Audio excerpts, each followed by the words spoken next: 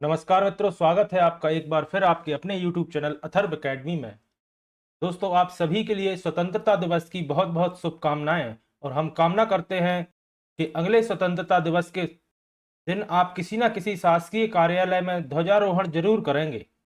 तो आइए शुरू करते हैं आज की हमारी क्लास। आज की क्लास में हम डिस्कस करेंगे मध्य प्रदेश पुलिस कांस्टेबल में 12 अगस्त से 14 अगस्त तक सभी शिफ्टों में आए हुए प्रश्नों के बारे में, जो कि आपकी आगामी परीक्षा की दृष्टि से काफी महत्वपूर्ण है। पहला प्रश्न पूछा गया था, यक्षगान लोक नृत्य किस भारतीय राज्य से संबंधित है? तो दोस्तों, जैसा कि आप जानते होंगे, यक्षगान का संबंध कर्नाटक राज्य से है। यक्षगान पारंपरिक रूप से संध्या काल से सुबह तक प्रस्तुत की जाती है। यह रंगमंच शैली मुख्य रूप से कर्नाटक के सभी हिस्सों में पाई जाती है। इसमें एक अद्वितीय शैली और प्रारूप के साथ नृत्य, संगीत, संवाद और मंच तकनीक का संयोजन होता है। यक्षगान का शाब्दिक अर्थ होता है यक्ष का गीत। यह कर्नाटक के उडुपी जिले में विकसित हुआ, जिसकी उत्पत्ति 10वीं और 16वीं शताब्दी के बीच मानी जाती है। फिर प्रश्न पूछा गया था, कृष्णा नदी निम्नलिखित में से किस राज्य से होकर नहीं निकलती है? तो दोस्तों, कृष्णा नदी तमिलनाडु राज्य से होकर नहीं निकलती। कृष्णा नदी का उद्गम महाराष्ट्र में महाबलेश्वर के पास पश्चिमी घाट से होता है। कृष्णा नदी महाराष्ट्र, कर्नाटक, तेलंगाना एवं आंध्र प्रदेश से होकर बहती है, याद रखिएगा। फिर प्रश्न पूछा गया था, राज्यसभा में सदन का नेता कौन है? तो जैसा कि आप सभी जानते हो, पीयूष गोयल जी राज्यसभा में सदन के नेता हैं। पीयूष गोयल भारत सरकार के कैबिनेट मंत्री होने के साथ साथ एक राजनेता और चार्टर्ड अकाउंटेंट यानी कि सीए भी हैं। 3 दिसंबर 2017 को उन्हें कैबिनेट मंत्री के पद से पदोन्नत किया गया, तब वह राज्यसभा के सदन में नेता के रूप में कार्य कर रहे हैं। राज्यसभा के अध्यक्ष, याद रखिएगा, जगदीप धनखड़ जी हैं एवं राज्यसभा के विपक्ष के नेता मल्लिका अर्जुन खड़गे जी हैं, याद रखिएगा। अगला प्रश्न पूछा गया था, बैडमिंटन में क्या उपयोग किया जाता है? तो दोस्तों, ऑप्शन में शटल कॉक दिया गया था, जो कि बैडमिंटन में उपयोग किया जाता है। अगला प्रश्न था, महाराणा प्रताप के घोड़े का क्या नाम था? तो जैसा कि आप सभी जानते होंगे, महाराणा प्रताप के घोड़े का नाम चेतक था। महाराणा प्रताप मेवाड़ के राजा थे। महाराणा प्रताप का जन्म 9 मई 1540 में राजा उदय सिंह द्वितीय और रानी जयवंती बाई के घर हुआ था। वह उदय सिंह की मृत्यु के बाद 1572 में मेवाड़ के राजा बने। महाराणा प्रताप के पास चेतक नाम का एक घोड़ा था, जिससे वह सबसे ज्यादा प्यार करते थे। उन्होंने अकबर की सेना के साथ अपने घोड़े चेतक पर हल्दी घाटी का युद्ध लड़ा। हल्दी घाटी के युद्ध की दोस्तों ये डेट याद रखिएगा, काफी महत्वपूर्ण है। 18 जून 1576 को हल्दी घाटी का युद्ध हुआ था। अगला प्रश्न पूछा गया था, प्लासी का युद्ध कब लड़ा गया था? तो दोस्तों, डेट याद रखिएगा, 23 जून 1757 में प्लासी का युद्ध लड़ा गया था। 23 जून 1757 का प्लासी का युद्ध रॉबर्ट क्लाइव एवं नवाब सिराजुद्दौला के बीच लड़ा गया था। प्लासी के युद्ध को ही भारत में अंग्रेजों का आगमन माना जाता है, याद रखिएगा। अगला प्रश्न था, कुतुब मीनार कहां स्थित है? तो जैसा कि आप सभी जानते होंगे, कुतुब मीनार दिल्ली में स्थित है। कुतुब मीनार की नींव कुतुबुद्दीन ऐबक द्वारा रखी गई थी एवं इल्तुतमिश ने कुतुब मीनार का निर्माण भारत की राजधानी दिल्ली में पूर्ण कराया था। कुतुब मीनार की 5वीं मंजिल फिरोज शाह तुगलक के शासनकाल के दौरान बनाई गई थी, याद रखिएगा। अगला प्रश्न था, भारत के किस राष्ट्रपति ने लगातार 2 कार्यकाल तक पदभार संभाला है? तो आप सभी जानते हैं, पहले राष्ट्रपति डॉक्टर राजेंद्र प्रसाद ने 2 बार राष्ट्रपति पद का पदभार संभाला है। डॉक्टर राजेंद्र प्रसाद स्वतंत्र भारत के पहले राष्ट्रपति थे, जिन्होंने लगातार 2 बार भारत के राष्ट्रपति पद पर रहकर कार्य किया है। अगला प्रश्न था, भारतीय रिजर्व बैंक ऑफ इंडिया का क्या कार्य है? यानी कि आरबीआई का काम पूछा गया था। तो दोस्तों, देश में मौद्रिक स्थिरता बनाए रखना एवं बैंक प्रणाली का संचालन करना आरबीआई का मुख्य कार्य होता है। भारतीय रिजर्व बैंक का मुख्य कार्य होता है बैंकों के निर्गम और विनियमित करना एवं रिजर्व बनाए रखना, ताकि भारत में मौद्रिक स्थिरता बनी रहे और देश की मौद्रिक तथा ऋण प्रणाली का संचालन होता रहे। भारतीय रिजर्व बैंक भारत का केंद्रीय बैंक है। इसे बैंकों का बैंक कहा जाता है, जिसका मुख्यालय मुंबई, महाराष्ट्र में स्थित है। और इसकी डेट याद रखिएगा, इसकी स्थापना 1 अप्रैल 1935 में हुई थी। स्थापना से भी दोस्तों काफी प्रश्न पूछे जाते हैं। अगला प्रश्न था, पाल वंश का संस्थापक कौन था? तो दोस्तों, गोपाल पाल वंश का संस्थापक था। गोपाल पाल वंश का संस्थापक था, जिसने न केवल बंगाल में राजनीतिक अराजकता की स्थिरता को समाप्त किया बल्कि मगध में पाल प्रभुत्व को भी बढ़ाया। वह बौद्ध था, यानी कि बौद्ध धर्म को मानता था, और उन्होंने प्रसिद्ध अनंतपुरा बिहार की स्थापना की, जो बिहार के आधुनिक शहर का प्राचीन स्थल है और नालंदा के पास एक मठ है। अगला प्रश्न था, निम्नलिखित में से कौन सा राजस्थान का पारंपरिक नृत्य नहीं है? तो दोस्तों ऑप्शन में दिया था दुमहल, जो कि कश्मीर का एक नृत्य है। दुमहल जम्मू और कश्मीर में बटल जनजाति द्वारा किए जाने वाला एक नृत्य है। साथ ही याद रखिएगा राजस्थान के हैं घूमर, कठपुतली, गैर और कालबेलिया राजस्थान के कुछ पारंपरिक नृत्य हैं। अगला प्रश्न पूछा गया था, केरल का नृत्य कौन सा है? तो दोस्तों कथकली केरल का शास्त्रीय नृत्य है। कथकली केरल के मलयालम भाषी दक्षिण पश्चिमी क्षेत्र में एक हिंदू प्रदर्शन कला है। कथकली में 24 मुख्य मुद्राएं और कई छोटी मुद्राएं होती हैं। कथकली में 7 बुनियादी प्रकार के श्रृंगार का उपयोग किया जाता है। याद रखिएगा, यह काफी पूछा जाता है कि कथकली में कितने बुनियादी प्रकार के श्रृंगार किए जाते हैं, तो याद रखिएगा 7। अगला प्रश्न था, बटरफ्लाई नृत्य किसे बोलते हैं? तो दोस्तों बगरुम्बा नृत्य, जो कि असम का नृत्य है, इसे बटरफ्लाई नृत्य या बटरफ्लाई डांस के रूप में जाना जाता है। बगरुम्बा नृत्य असम के बोडो समाज का एक नृत्य है या बोडो जनजाति का एक नृत्य है। इस नृत्य को बटरफ्लाई डांस और बर्दबिसी का नृत्य भी कहा जाता है। अगला प्रश्न था, बैंकों का संचालन कौन करता है? तो दोस्तों आप सभी जानते हैं आरबीआई यानी कि भारतीय रिजर्व बैंक बैंकों का संचालन करता है। भारतीय रिजर्व बैंक भारत का केंद्रीय बैंक है, जो भारतीय रुपए के मुद्दे और आपूर्ति को नियंत्रित करता है। भारतीय रिजर्व बैंक भारत में काम करने वाले वाणिज्यिक बैंक और गैर बैंकिंग वित्त कंपनियों को भी नियंत्रित करता है, याद रखिएगा। अगला प्रश्न पूछा गया था, हर्पेटोलॉजी में किसका अध्ययन किया जाता है? तो दोस्तों सरीसृपों और अभयचर का अध्ययन किया जाता है। हर्पेटोलॉजी में सरीसृप दोस्तों रेंगने वाले जीव जंतुओं को कहा जाता है, छिपकली, सांप, इस तरह के। अगला प्रश्न था, बर्फ का पानी बनना कौन सा परिवर्तन है? तो दोस्तों जैसा कि आप सभी जानते हैं बर्फ का पानी में बदलना एक भौतिक परिवर्तन का उदाहरण होता है। अगला प्रश्न पूछा था, निम्नलिखित में से किसे सेक कवक कहते हैं? तो याद रखिएगा एस्कोमाइसेट्स को सेक कवक कहा जाता है। अगला प्रश्न था, पदार्थ के परमाणु का अध्ययन किस शाखा में किया जाता है? तो दोस्तों रसायन शास्त्र में पदार्थ के परमाणु का अध्ययन किया जाता है। अगला प्रश्न था, निम्नलिखित में से कौन सा रोग बैक्टीरिया से प्रभावित नहीं होता? तो दोस्तों रोबेला ऑप्शन में दिया गया था, जो कि बैक्टीरिया से प्रभावित नहीं होता। फिर प्रश्न पूछा था, सरल हाइड्रोजन है? तो दोस्तों ब्यूटेन एक सरल हाइड्रोजन है, याद रखिएगा। अगला प्रश्न था, एंटीबायोटिक दवा का उपयोग किन रोगों में नहीं किया जाता? तो दोस्तों सर्दी में एंटीबायोटिक का इस्तेमाल नहीं किया जाता। फिर प्रश्न पूछा था, खाने की पैकिंग करने के लिए किस धातु का उपयोग किया जाता है? तो दोस्तों एल्यूमिनियम, जो कि कम क्रियाशील होता है, इस वजह से खाने की पैकिंग में एल्यूमिनियम का प्रयोग किया जाता है। अगला प्रश्न था, गुलाम वंश की स्थापना किसने की थी? तो दोस्तों कुतुबुद्दीन ऐबक ने गुलाम वंश की स्थापना की थी। गुलाम वंश दिल्ली सल्तनत का पहला वंश था। गुलाम वंश को ही ममलूक वंश के नाम से भी जाना जाता है। काफी महत्वपूर्ण पॉइंट है, से याद रखिएगा कि गुलाम वंश को ही ममलूक वंश के नाम से जाना जाता है। गुलाम वंश ने 1206 से 1290 के बीच शासन किया है।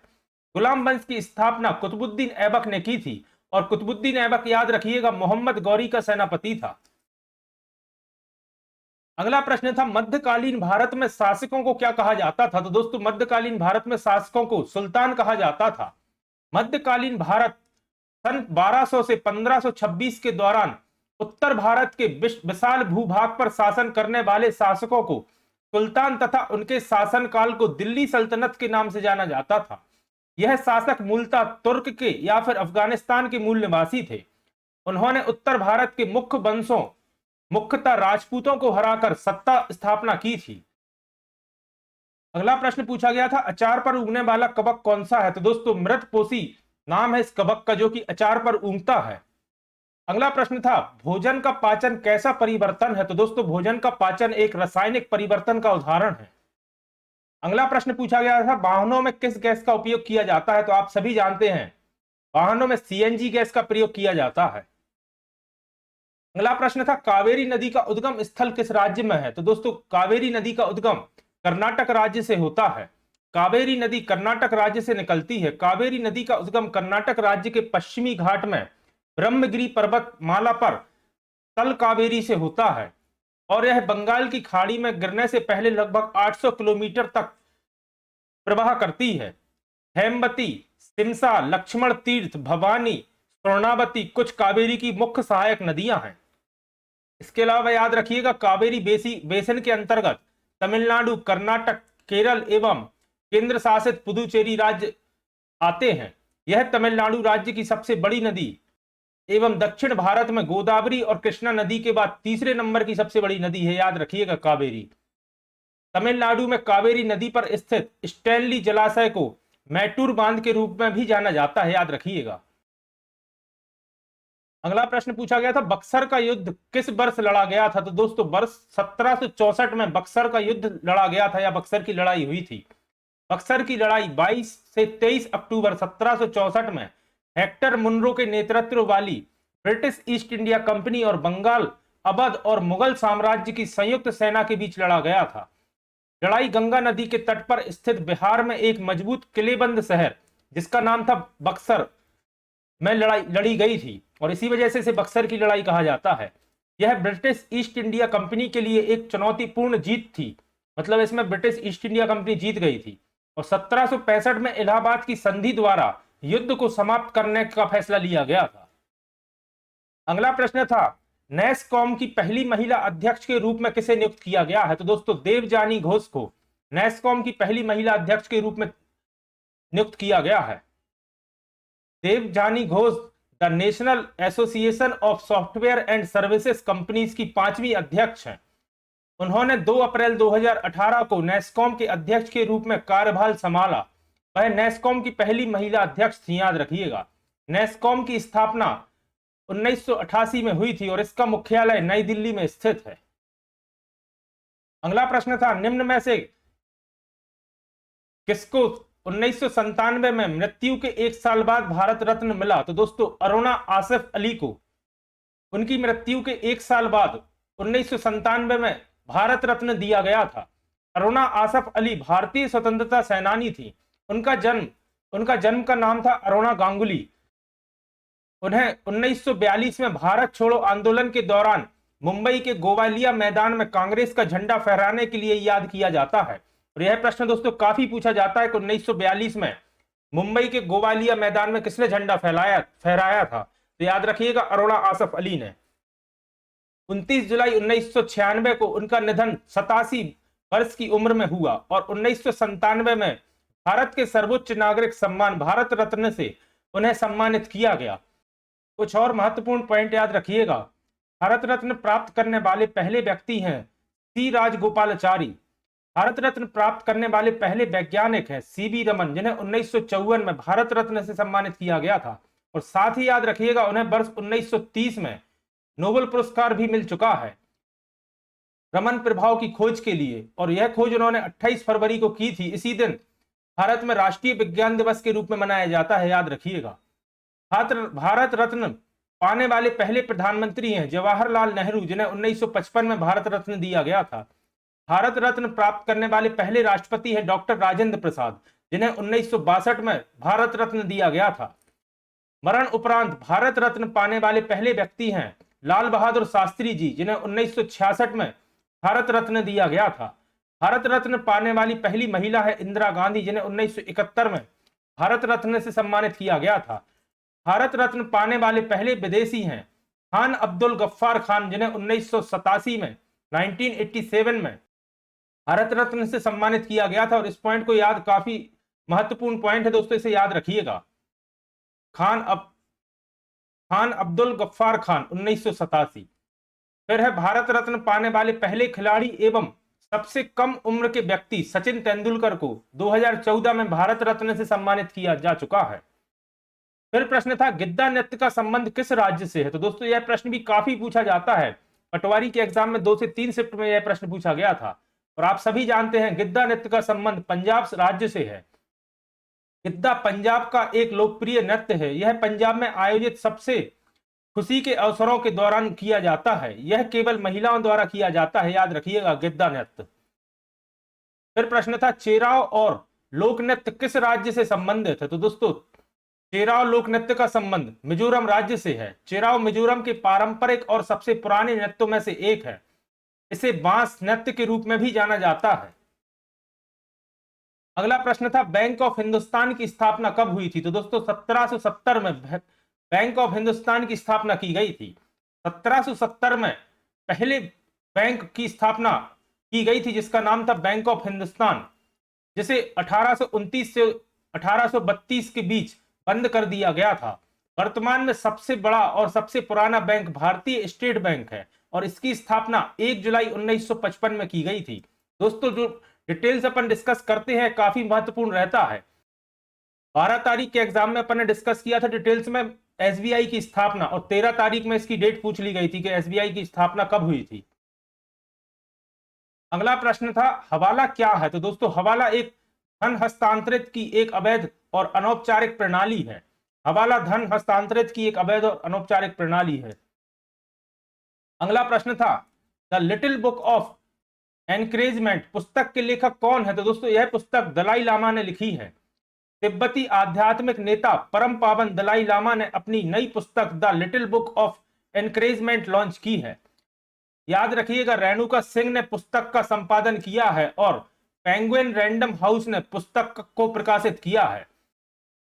उन्होंने अपनी पुस्तक में भारत की समृद्ध सभ्यता की विरासत की प्रशंसा करते हुए यह करुणा और अहिंसा की दीर्घकालिक परंपराओं में निहित है, यह उन्होंने अपनी पुस्तक में बताया है।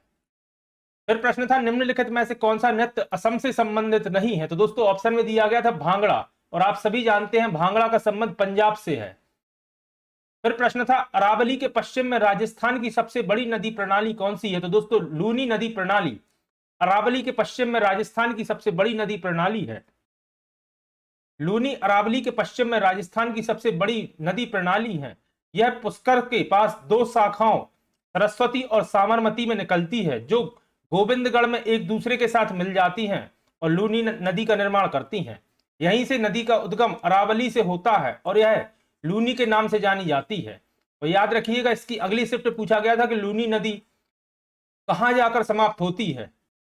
तो गुजरात में कच्छ के रण में जाकर लूनी नदी समाप्त होती है, याद रखिएगा। फिर प्रश्न था कॉल मनी मार्केट के तहत कितने दिनों का लेन देन किया जाता है? तो दोस्तों 2 दिन से 14 दिन के बीच का लेन देन किया जाता है कॉल मनी मार्केट में। अगला प्रश्न था गुरुत्वाकर्षण का सार्वत्रिक नियम किसके द्वारा बनाया गया था? तो दोस्तों आप सभी जानते हैं गुरुत्वाकर्षण का नियम आइजैक न्यूटन के द्वारा बनाया गया था। फिर प्रश्न था सीधे ठोस से गैस तक अवस्था में परिवर्तन को शामिल करने वाली प्रक्रिया को क्या कहा जाता है? तो दोस्तों इसे ऊर्ध्वपातन की प्रक्रिया कहा जाता है और इसका एग्जाम्पल होता है कपूर। कपूर को जलाने में डायरेक्ट या ठोस से गैस में परिवर्तित हो जाता है। फिर प्रश्न था विश्व पर्यावरण दिवस कब मनाया जाता है? यह प्रश्न भी दोस्तों 2 से 3 बार पूछा जा चुका है और आप सभी जानते हैं 5 जून को विश्व पर्यावरण दिवस के रूप में मनाया जाता है। अगला प्रश्न था कुचिपुड़ी नृत्य का संबंध किस राज्य से है? तो याद रखिएगा कुचिपुड़ी नृत्य का संबंध आंध्र प्रदेश राज्य से है। अगला प्रश्न था संयुक्त अरब अमीरत की अंतरिक्ष में जाने वाली प्रथम महिला कौन है? तो दोस्तों इनका नाम था नौरा अल मतरूसी, जो संयुक्त अरब अमीरत या यूएई की रहने वाली है और इन्होंने अंतरिक्ष यात्रा की थी, पहली महिला। अगला प्रश्न था भारत में गंगा के बाद दूसरी सबसे बड़ी नदी कौन सी है? तो याद रखिएगा गोदावरी नदी गंगा के बाद भारत में दूसरी सबसे लंबी नदी है। भारत की सबसे लंबी नदी गंगा है, जैसा कि आप सभी जानते होंगे, और इसकी कुल लंबाई 2525 किलोमीटर है। गंगा के बाद दूसरी सबसे लंबी नदी है गोदावरी, जिसकी लंबाई है 1465 किलोमीटर। इसे दक्षिण भारत की गंगा भी कहा जाता है। इसकी उत्पत्ति पश्चिमी घाट के त्र्यंबक पहाड़ी से हुई है। यह महाराष्ट्र में नासिक जिले से निकलती है और इसकी लंबाई प्राय 1465 किलोमीटर है। यह महाराष्ट्र, तेलंगाना और आंध्र प्रदेश में बहते हुए राजमंडी नगर के समीप बंगाल की खाड़ी में जाकर मिलती है। साथ ही याद रखिएगा तीसरी सबसे लंबी नदी है कृष्णा नदी। मध्य प्रदेश की सबसे लंबी नदी है नर्मदा, जिसकी कुल लंबाई 1312 किलोमीटर है और यह 1077 किलोमीटर मध्य प्रदेश में प्रवाह करती है। फिर प्रश्न था वंदे मातरम समाचार पत्र के संपादक कौन थे? तो दोस्तों यह अरविंद घोष जी वंदे मातरम समाचार पत्र के संपादक थे। अरविंद घोष ने 1905 में अंग्रेजी भाषा में समाचार पत्र वंदे मातरम का प्रकाशन किया था। अगला प्रश्न था रुक्मणी देवी अरुंडेल का संबंध किस क्षेत्र से है? तो दोस्तों याद रखिएगा यह भरतनाट्यम की नृत्यांगना है। रुक्मणी देवी अरुंडेल एक प्रसिद्ध शास्त्रीय नृत्यांगना है। इनका संबंध भरतनाट्यम नृत्य से है। भरतनाट्यम भारत का सबसे पुराना शास्त्रीय नृत्य है जिसका संबंध भारत के तमिलनाडु राज्य से है, याद रखिएगा। फिर प्रश्न था श्वेत क्रांति का संबंध किससे है? तो दोस्तों दूध उत्पादन में वृद्धि से संबंध है श्वेत क्रांति का। भारत में श्वेत क्रांति के जनक के रूप में डॉक्टर वर्गीज कुरियन को जाना जाता है। भारत में 1970 में श्वेत क्रांति की शुरुआत हुई। दुनिया के सबसे बड़े डेयरी विकास कार्यक्रम का नेतृत्व डॉक्टर वर्गीज कुरियन ने किया। इस क्रांति को ऑपरेशन फ्लड के नाम से जाना जाता है। तो दोस्तों यह भी पूछा जाता है कि किसे ऑपरेशन फ्लड के रूप में जाना जाता है? तो याद रखिएगा श्वेत क्रांति को। इसने दूध की कमी झेल रहे देश को दुनिया के सबसे ज्यादा दुग्ध उत्पादन वाले देश बना दिया है, याद रखिएगा श्वेत क्रांति ने। अगला प्रश्न था सत्रिया नृत्य किस राज्य से संबंधित है? तो दोस्तों सत्रिया नृत्य का संबंध असम राज्य से है। सत्रिया नृत्य असम का शास्त्रीय नृत्य है जो सत्रिया संस्कृति का प्रतिनिधित्व करता है, जो असम के धार्मिक और सांस्कृतिक गाने बजाने का आधार है, याद रखिएगा। फिर पूछा गया था विश्व पर्यावरण दिवस कब मनाया जाता है? दोस्तों लगातार 2 शिफ्ट में पूछा गया है प्रश्न। तो आप सभी जानते हैं 5 जून को विश्व पर्यावरण दिवस के रूप में मनाया जाता है। विश्व पर्यावरण दिवस पर्यावरण की सुरक्षा और संरक्षण हेतु पूरे विश्व में 5 जून को मनाया जाता है। वर्ष 1972 में पर्यावरण के प्रति वैश्विक स्तर पर राजनीतिक और सामाजिक जागृति लाने के लिए इस दिवस को मनाने की घोषणा संयुक्त राष्ट्र द्वारा की गई थी, याद रखिएगा। फिर प्रश्न था भारत भवन कहां स्थित है? तो आप सभी जानते हैं भारत भवन राजधानी भोपाल में स्थित है। भारत भवन मध्य प्रदेश की राजधानी भोपाल में स्थित है। इसकी स्थापना 1982 में की गई थी। भारत भवन इमारत में कुल 6 खंड हैं जो मध्य प्रदेश के सांस्कृतिक कला, नृत्य, कविता, नाटक कला और रचनात्मक कलाओं का एक महत्वपूर्ण केंद्र है भारत भवन। अगला प्रश्न था केंद्रीय मृदा एवं संरक्षण बोर्ड की स्थापना किस वर्ष की गई थी? तो दोस्तों 1954 में केंद्रीय मृदा संरक्षण और सामग्री अनुसंधान केंद्र जिसे CSMRS भी कहा जाता है, इसकी स्थापना नई दिल्ली में की गई थी। जल संसाधन, नदी विकास और गंगा संरक्षण विभाग जल शक्ति मंत्रालय का एक संलग्न कार्यालय 1954 में स्थापित किया गया था और इसी के तहत की गई थी इसकी स्थापना भी। अगला प्रश्न था आवर्त सारणी में समूह 13 के तत्वों को क्या कहा जाता है? तो दोस्तों इसे बोरॉन परिवार के रूप में कहा जाना जाता है समूह 13 के तत्वों को। तो दोस्तों लगभग यह मैंने 80 से 90% प्रश्न अपनी प्रैक्टिस सेट की क्लासेस में आपको कराए हैं। अगर आपने वह देखी है तो काफी आसानी से ये प्रश्न आप पे बन रहे होंगे। अगला प्रश्न था रिवर्स रेपो रेट क्या है? तो दोस्तों वह दर जिस पर वाणिज्यिक बैंक भारतीय रिजर्व बैंक में अधिशेष धन जमा करते हैं उसे रिवर्स रेपो रेट कहा जाता है। और याद रखिएगा वर्तमान यानी कि अगस्त 2023 में रिवर्स रेपो रेट है 6.5%। फिर प्रश्न था SLR क्या है? तो दोस्तों स्टैट्यूटरी लिक्विडिटी रेशो कहा जाता है SLR को, या इसका पूर्ण रूप। फिर पूछा गया था घग्गर नदी निम्नलिखित में से किस राज्य में बहती है? तो दोस्तों ऑप्शन में दिया गया था राजस्थान, जो कि इसका सही जवाब था। इसके अलावा याद रखिएगा घग्गर मानसून की बारिशों के दौरान हिमाचल प्रदेश के शिवालिक पहाड़ों में शिमला के पास से निकलती है, हरियाणा के काकला से अंबाला और पंजाब से गुजरती है, यहां से यह राजस्थान में दाखिल होती है जहां एक द्रोणी में यह अपने बहाव में मौसम में तलवारा झील बनाती है, याद रखिएगा। अगला प्रश्न था विद्युत धारा का एसआई मात्रक क्या है? तो आप सभी जानते हैं एम्पियर विद्युत धारा का एसआई मात्रक होता है। फिर प्रश्न पूछा गया था बिरजू महाराज का संबंध किससे है? तो दोस्तों आप सभी जानते हैं बिरजू महाराज का संबंध कथक नृत्य से है और कथक नृत्य दोस्तों उत्तर प्रदेश राज्य का नृत्य है, याद रखिएगा। फिर प्रश्न पूछा गया था सोनल मानसिंह का संबंध किससे है? तो याद रखिएगा सोनल मानसिंह का संबंध भरतनाट्यम नृत्य से है। सोनम मानसिंह एक प्रमुख भारतीय शास्त्रीय नृत्यांगना है जो भरतनाट्यम और ओडिसी में माहिर है, याद रखिएगा। फिर प्रश्न था किस नदी का उद्गम राक्षस ताल झील से होता है? तो दोस्तों याद रखिएगा सतलुज नदी का उद्गम राक्षस ताल झील से होता है। फिर था 24वें मुख्य चुनाव आयुक्त का नाम क्या है? तो दोस्तों सुशील चंद्रा 24वें मुख्य चुनाव आयुक्त का नाम है। अगला प्रश्न था डांडिया किस राज्य का लोक नृत्य है? तो आप सभी जानते हैं डांडिया गुजरात का लोक नृत्य है, डांडिया एवं गरबा। अगला प्रश्न था राज्य हड़प नीति को लागू कर राज्यों का ब्रिटिश साम्राज्य में विलय करके किसके द्वारा किया गया था? तो दोस्तों लॉर्ड डलहौजी द्वारा राज्य हड़प नीति को लागू करने के बाद राज्यों को ब्रिटिश साम्राज्य में विलय किया गया था। अगला प्रश्न था सबसे लंबी तटरेखा किस भारतीय राज्य की है? तो दोस्तों गुजरात की सबसे लंबी तटरेखा है। अगला प्रश्न था लूनी नदी कहां जाकर समाप्त होती है? तो दोस्तों कच्छ के रण में जाकर लूनी नदी समाप्त होती है। लूनी नदी का उद्गम राजस्थान के अजमेर जिले के नाग पहाड़ से होता है और यह गुजरात में कच्छ के रण में जाकर समाप्त होती है। अगला प्रश्न था मोहिनी अट्टम नृत्य की वेशभूषा का रंग क्या है? तो दोस्तों मोहिनी अट्टम में वेशभूषा का रंग है सफेद। सफेद साड़ी पहनकर मोहिनी अट्टम नृत्य किया जाता है। अगला प्रश्न था किस मुगल बादशाह को रंगीला बादशाह के रूप में जाना जाता है? तो दोस्तों मोहम्मद शाह को रंगीला बादशाह के रूप में जाना जाता है, याद रखिएगा। अगला प्रश्न था भोजन का पाचन किस परिवर्तन का उदाहरण है? यह प्रश्न भी दोस्तों 2 बार रिपीट हुआ है और भोजन का पाचन रासायनिक परिवर्तन का एक उदाहरण है।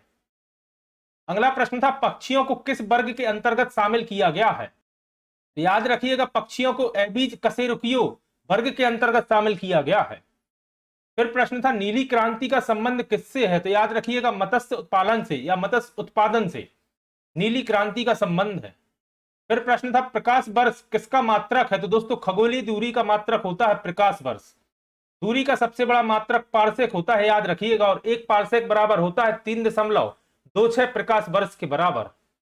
अगला प्रश्न था अम्लीय वर्षा किस कारण से होती है? तो दोस्तों वायु प्रदूषण के कारण होती है अम्लीय वर्षा और इसमें मुख्य रूप से सल्फर डाइऑक्साइड और नाइट्रोजन ऑक्साइड गैस जिम्मेदार होती है। फिर प्रश्न था मध्य प्रदेश का राजकीय लोक नाट्य कौन सा है? तो दोस्तों माच मध्य प्रदेश का राजकीय लोक नाट्य है। अगला प्रश्न था किस शासक को अपनी सनक भरी योजनाओं क्रूर कृत्यों के कारण सनकी या पागल बादशाह कहा जाता था? तो दोस्तों मोहम्मद बिन तुगलक को सनकी या पागल बादशाह कहा जाता था। मोहम्मद बिन तुगलक दिल्ली सल्तनत में तुगलक वंश का शासक था। गयासुद्दीन तुगलक की मृत्यु के बाद उसका पुत्र जूना खां मोहम्मद बिन तुगलक के नाम से दिल्ली की गद्दी पर बैठा और इसका मूल नाम उगुल खां था, याद रखिएगा।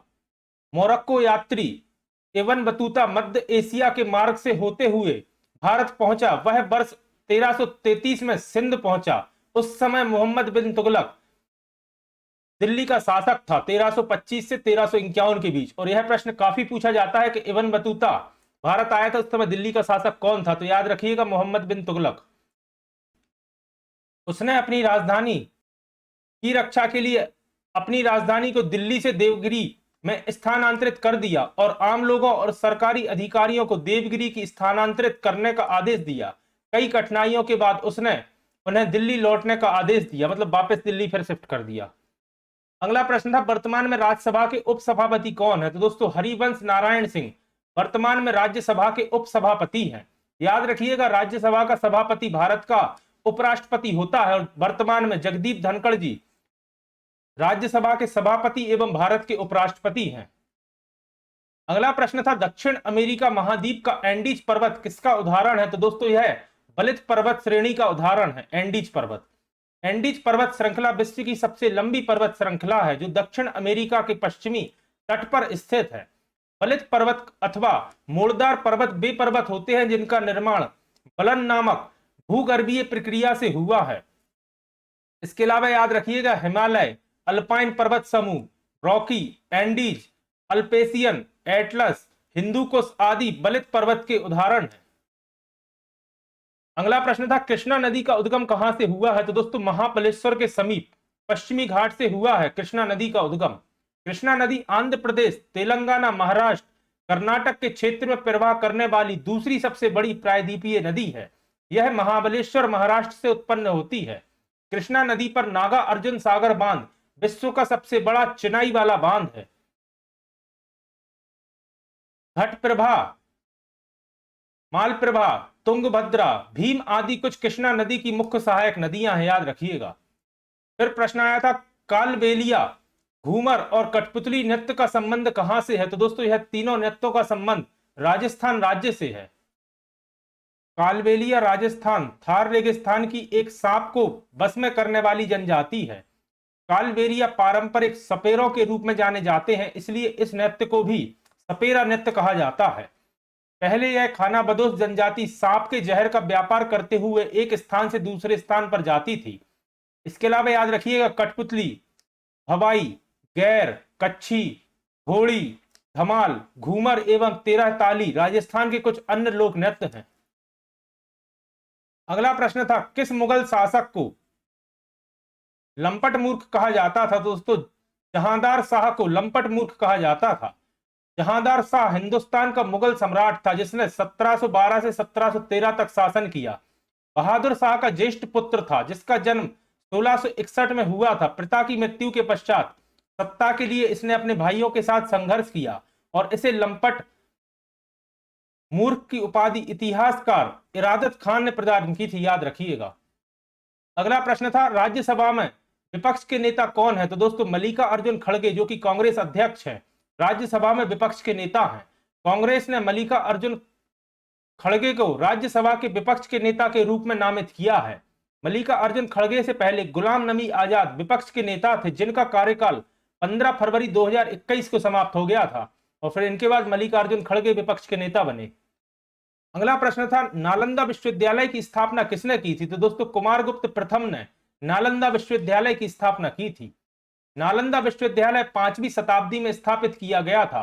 प्राचीन काल में नालंदा विश्वविद्यालय भारत में मगध वर्तमान के बिहार के प्राचीन साम्राज्य में स्थापित किया गया था। नालंदा विश्वविद्यालय 5वीं शताब्दी के बाद से ही प्रतिष्ठित एवं प्रसिद्ध केंद्रों में से एक है। नालंदा विश्वविद्यालय की स्थापना गुप्त वंश के प्रसिद्ध शासकों में से एक कुमारगुप्त प्रथम ने करवाई थी। अपने चरम समय के दौरान इसने विदेशों से भी कई विद्वानों और छात्रों को आकर्षित किया, जिनमें से कुछ विद्वान छात्र तिब्बत, चीन, कोरिया और मध्य एशिया से भी आए थे। अगला याद रखिएगा, नालंदा विश्वविद्यालय न केवल बौद्ध अध्ययन के लिए समर्पित था बल्कि छात्रों को ललित कला, चिकित्सा, गणित, खगोल विज्ञान, राजनीति और युद्ध की कला में भी प्रशिक्षित करता था। मतलब यह सभी सब्जेक्ट्स थे नालंदा विश्वविद्यालय में। अगला प्रश्न था, निम्नलिखित में से असम का नृत्य कौन सा है? तो दोस्तों, बिहू एवं बागुरुम्बा असम के नृत्य है। असम का सबसे लोकप्रिय लोक नृत्य है बागुरुम्बा एवं बिहू। बागुरुम्बा असम और पूर्वोत्तर में स्वदेशी बोडो जनजाति का एक लोक नृत्य है। यह पारंपरिक नृत्य है जो कि पारंपरिक रूप से एक पीढ़ी से दूसरी पीढ़ी अंतर्निहित है। बिहू नृत्य युवा लड़के और लड़कियों द्वारा बिहू उत्सव के दौरान किया जाता है। यह एक फास्ट स्टाइल डांस स्टेप और तेजी से हाथ को हिलाने और हरकतों वाला वर्णित नृत्य है, याद रखिएगा। अगला प्रश्न था, वह क्षेत्र जो सरकार की तरफ से प्राकृतिक पर्यावरण के संरक्षण के लिए निर्धारित किए गए हैं उन्हें क्या कहा जाता है? तो दोस्तों, उन्हें राष्ट्रीय उद्यान कहा जाता है। राष्ट्रीय उद्यान में मानव गतिविधि की अनुमति होती है। राष्ट्रीय उद्यानों को उन क्षेत्रों के रूप में परिभाषित किया जा सकता है जो प्राकृतिक पर्यावरण के संरक्षण के उद्देश्य से सरकार द्वारा स्थापित किए गए हैं। वन्यजीव अभयारण्य की तुलना में इसमें अधिक प्रबंध होते हैं। राज्य सरकार अधिसूचना द्वारा राष्ट्रीय उद्यान घोषित कर सकती है। राज्य विधानसभा में पारित प्रस्ताव के बाद ही सीमाओं में परिवर्तन किया जा सकता है। राष्ट्रीय उद्यान की सीमाएं निर्धारित एवं परिभाषित होती हैं। राष्ट्रीय उद्यान मुख्य रूप से क्षेत्र के वह प्राकृतिक पर्यावरण और जैव विविधता संरक्षित की रक्षा के उद्देश्य से स्थापित किए गए हैं। इन राष्ट्रीय उद्यानों को एक अभयारण्य की स्थिति में नहीं बदला जा सकता, याद रखिएगा। अगला प्रश्न था, इंडिया पोस्ट पेमेंट बैंक या जिसे आईपीपीबी कहा जाता है की स्थापना कब हुई थी? तो दोस्तों, 1 सितंबर 2018 में इंडिया पोस्ट पेमेंट बैंक की स्थापना हुई थी। इंडिया पोस्ट पेमेंट बैंक 1 सितंबर 2018 को शुरू किया गया था। यह एक पब्लिक लिमिटेड कंपनी है जिसका पूर्ण स्वामित्व भारत सरकार के पास है। इंडिया पोस्ट पेमेंट बैंक के पास आम आदमी के लिए सबसे किफायती एवं सुलभ और भरोसेमंद बैंक बनाने और कम बैंकिंग आबादी के लिए वित्तीय समावेश के एजेंट को चलाने का एक दृष्टिकोण है। इंडिया पोस्ट पेमेंट बैंक का मुख्य कार्यालय नई दिल्ली में स्थित है। मुख्यालय या मुख्य कार्यालय एक ही चीज है।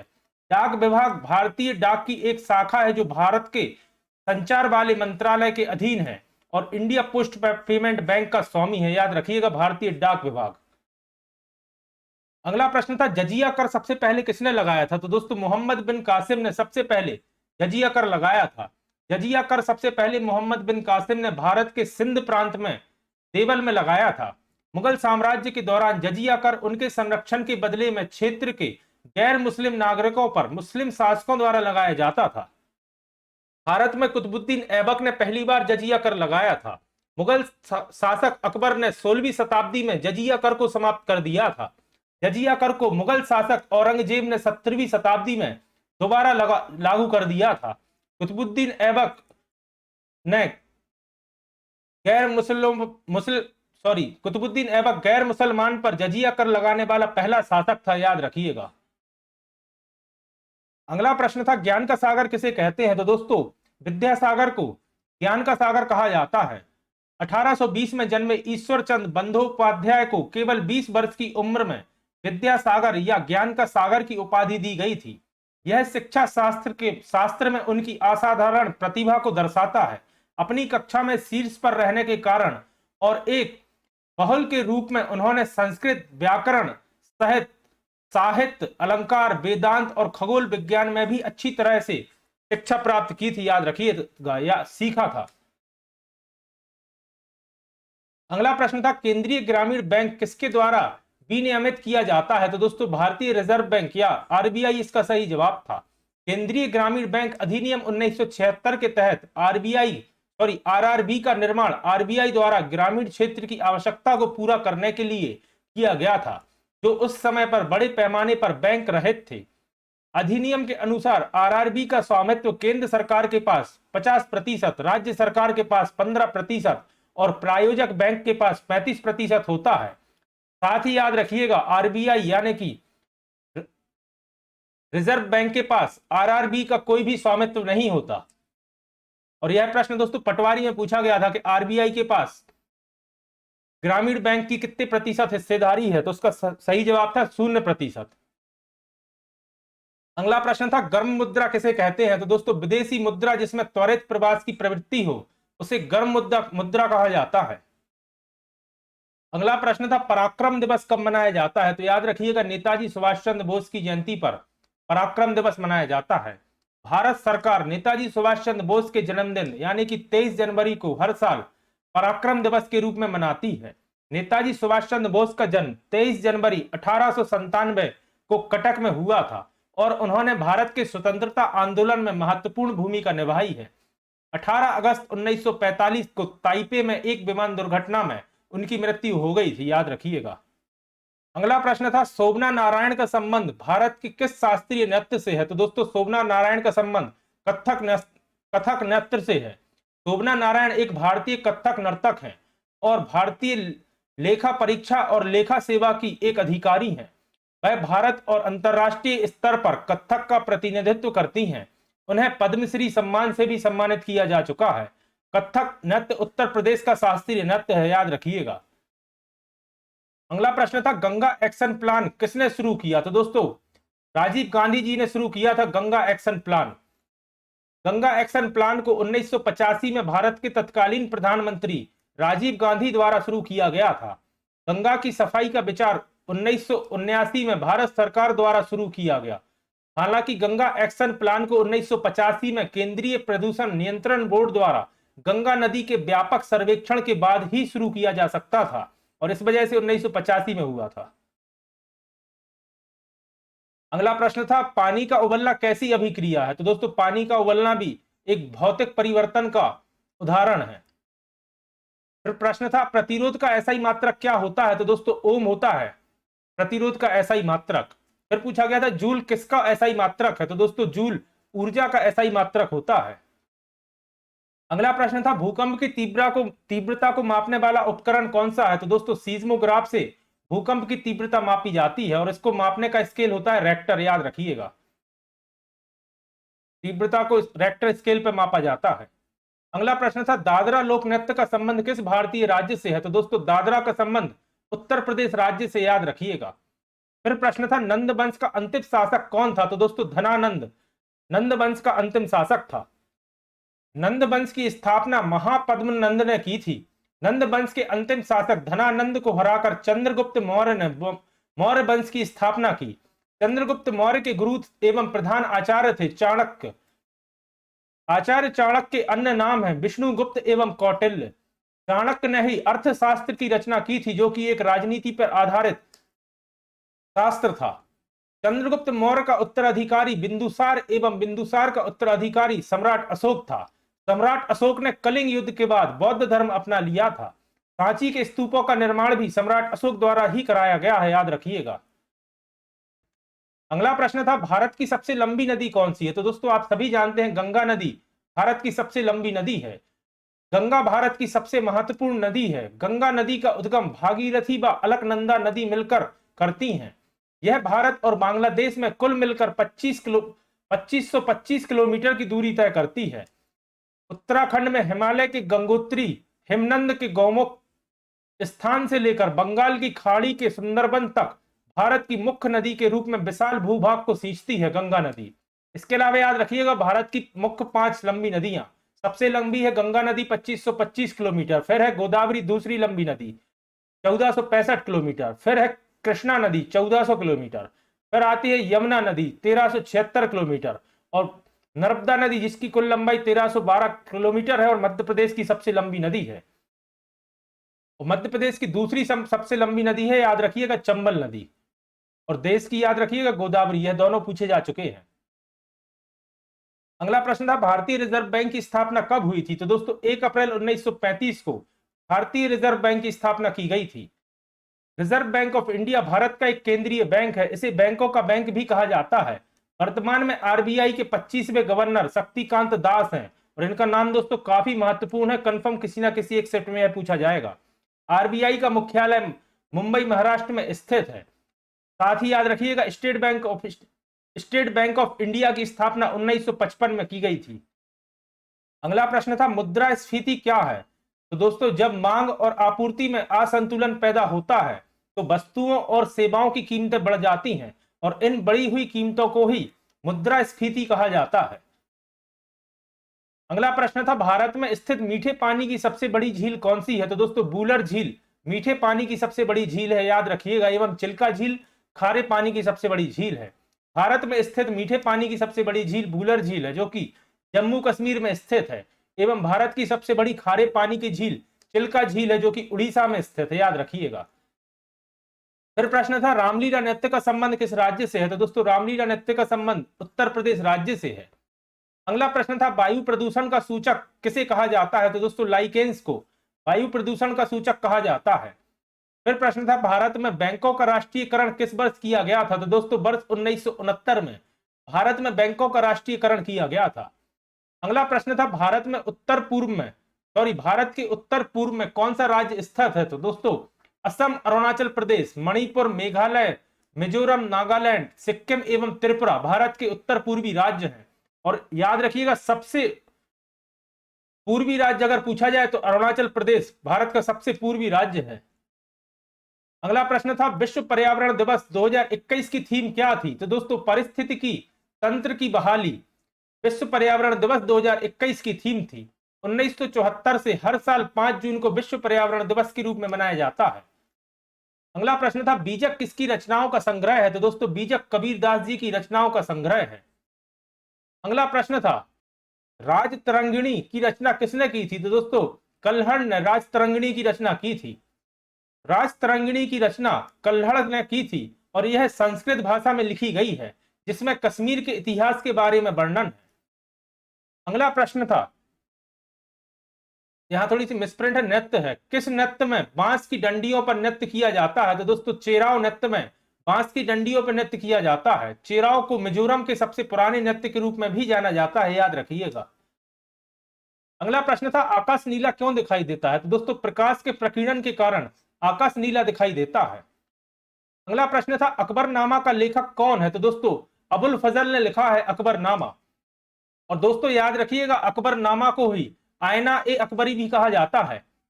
अकबरनामा अबुल फजल ने लिखी है। यह किताब फारसी भाषा में लिखी गई है, जिसमें मुगल बादशाह अकबर के बारे में वर्णन है। अकबर तीसरा मुगल बादशाह था और मुगल बादशाह हुमायूं का पुत्र था, जिसका मूल नाम जलालुद्दीन मोहम्मद अकबर था, याद रखिएगा। अगला प्रश्न था वर्तमान में सीबीआई के प्रमुख कौन है? तो दोस्तों प्रवीण सूद वर्तमान में सीबीआई के प्रमुख है। सीबीआई एक केंद्रीय जांच एजेंसी है जिसका गठन 1 अप्रैल 1963 में हुआ था। सीबीआई का मुख्यालय नई दिल्ली में स्थित है, याद रखिएगा। और सीबीआई का पूर्ण रूप होता है सेंट्रल ब्यूरो फॉर इन्वेस्टिगेशन, याद रखिएगा। फिर प्रश्न था ठुमरी कहां का लोक नृत्य है? तो दोस्तों ठुमरी उत्तर प्रदेश का लोक नृत्य है। बेगम अख्तर ठुमरी की शैली की सबसे लोकप्रिय गायिका है, तो इनका नाम याद रखिएगा, बेगम अख्तर। हो सकता है किसी शिफ्ट में पूछ लिया जाए कि इनका संबंध किस नृत्य से है, तो याद रखिएगा ठुमरी नृत्य से। अगला प्रश्न था निम्नलिखित में से किस नदी में कौन सी नदी भारत में निकलती है और भारत में ही समाप्त हो जाती है? तो दोस्तों ऑप्शन में चंबल नदी दिया गया था, जो कि भारत में निकलती है और भारत में ही समाप्त हो जाती है। चंबल दोस्तों याद रखिएगा यमुना नदी की मुख्य सहायक नदी है। चंबल मध्य प्रदेश की दूसरी सबसे लंबी नदी है जिसकी कुल लंबाई 965 किलोमीटर है। चंबल नदी का उद्गम इंदौर के महू के निकट जानापाव की पहाड़ी से होता है। चंबल यमुना नदी की सहायक नदी है। चंबल नदी को पश्चिमी मध्य प्रदेश की जीवन रेखा भी कहा जाता है। अगला प्रश्न था ईरान का नेपोलियन किसे कहा जाता है? तो दोस्तों नादिर शाह को ईरान का नेपोलियन कहा जाता है। और साथ ही याद रखिएगा समुद्रगुप्त को भारत का नेपोलियन कहा जाता है। अगला प्रश्न था गेहूं को किस पृथक्करण विधि द्वारा साफ किया जाता है? तो दोस्तों चालन विधि द्वारा गेहूं को साफ किया जाता है। इसके अलावा मैथ्स के टॉपिक देखिएगा, समय और कार्य से प्रश्न पूछे जा रहे हैं। CISI से, सरलीकरण यानी कि सिंप्लीफिकेशन से, पाइप और टंकी से, विभाज्यता के नियम से भी, क्षेत्रामृति से, औसत से, लाभ हानि से, अनुपात समानुपात से और प्रतिशत से प्रश्न पूछे जा रहे हैं। ये कुछ मुख्य टॉपिक है जिनसे लगभग हर शिफ्ट में प्रश्न पूछे गए हैं। और अगर बात की जाए रीजनिंग की तो कोडिंग डिकोडिंग से सबसे ज्यादा प्रश्न देखने को मिल रहे हैं। कोडिंग डिकोडिंग के बाद कथन निष्कर्ष से और फिर रक्त संबंध, दर्पण और मिसिंग नंबर से भी प्रश्न पूछे जा रहे हैं। तो दोस्तों ये थे वह सभी प्रश्न जो 12 तारीख से 14 तारीख के एग्जाम में पूछे गए हैं। आशा करता हूं आपके लिए उपयोगी साबित होंगे। अगर आज की क्लास आपको पसंद आई है तो वीडियो को लाइक करें, और अगर आपने अभी तक अथर्व एकेडमी चैनल को सब्सक्राइब नहीं किया है तो चैनल को सब्सक्राइब करें और ज्यादा से ज्यादा लोगों तक शेयर करें। और साथ ही साथ दोस्तों हमारी प्रैक्टिस सेट की क्लासेस एवं डेली बूस्टर की क्लासेस एक बार आप जरूर देख के जाइएगा, जिसमें से काफी प्रश्न आपको एज इट इज आपके एग्जाम में देखने को मिल रहे हैं। और उन प्लेलिस्ट की लिंक आपको वीडियो के डिस्क्रिप्शन में और ऊपर आई बटन में मिल जाएगी। जल्दी ही फिर मिलता हूं अपनी नई क्लास के साथ। धन्यवाद दोस्तों।